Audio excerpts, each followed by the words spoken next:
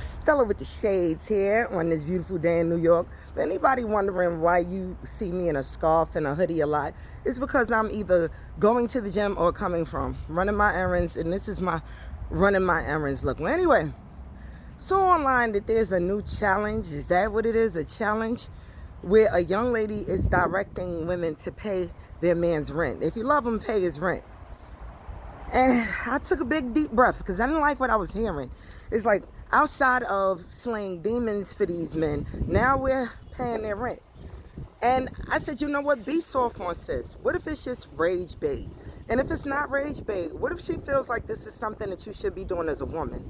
Let me tell you something, TikTok, that's learned behavior.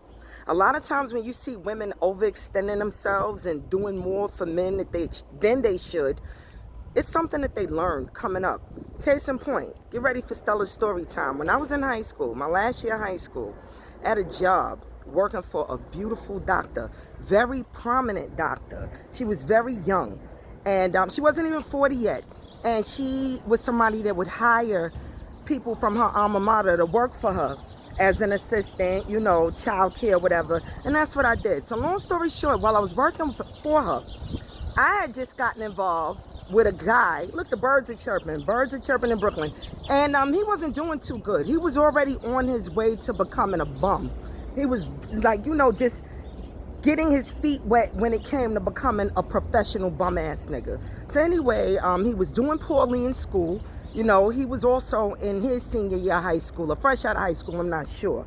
And already he was having issues with money. He had a drinking problem.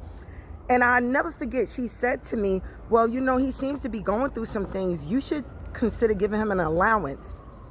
I was 18 years old, and this was a grown black woman, a beautiful black woman who was a professional, who had a daughter, who recommended that I give a man, a young man, an allowance out of my money.